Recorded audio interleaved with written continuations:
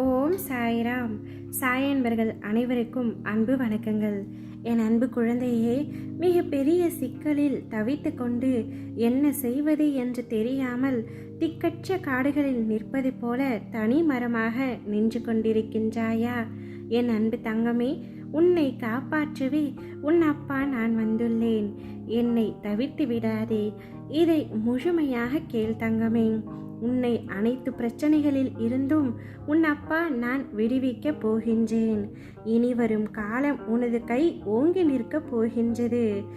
யாரை பார்த்து நீ பயந்தாயோ அவர்கள் உன்னை பார்த்து பயம் கொள்ள போகின்றார்கள்.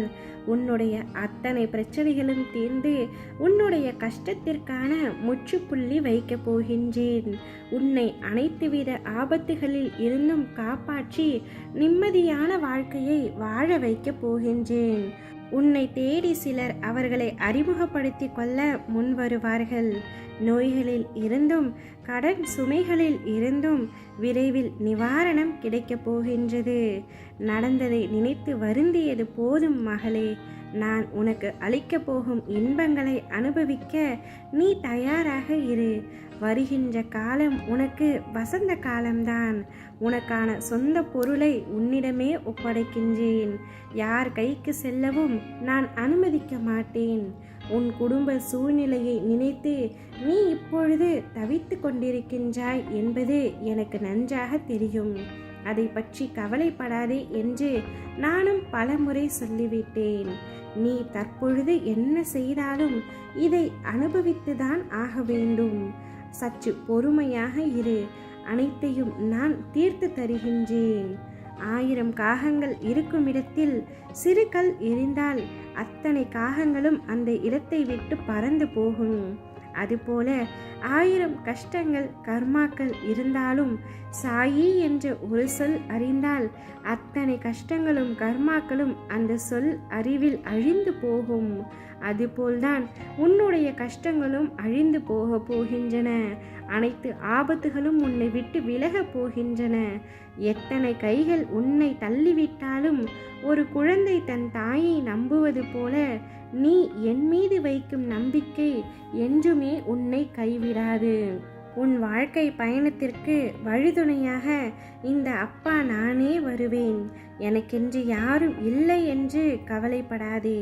அனைவரும் இருந்தும் நீ தனிமையை உணர்ந்து என்னை அழைக்கும் பொழுது உனக்காக நான் வருவேன். உன்னை காண்பதற்கு அப்பா நான் இருக்கின்றேன்.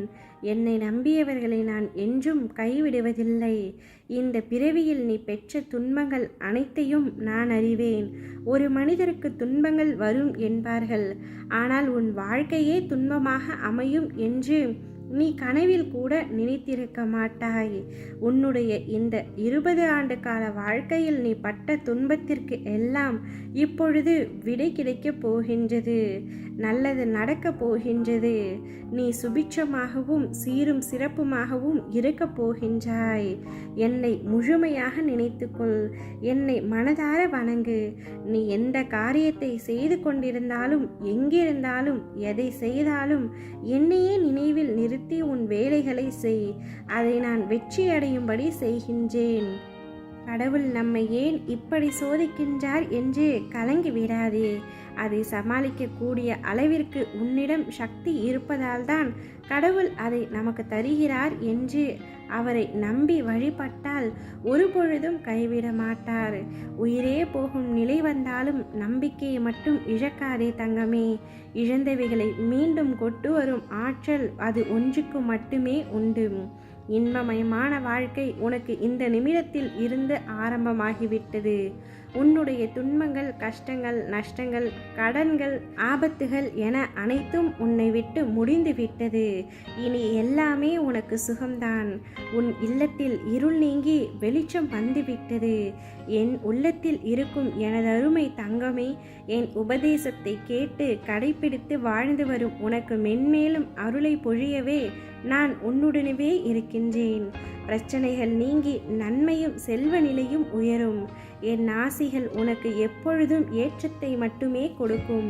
சந்தோஷமாக இருக்க போகின்றாய். ஓம் சாய்ராம்.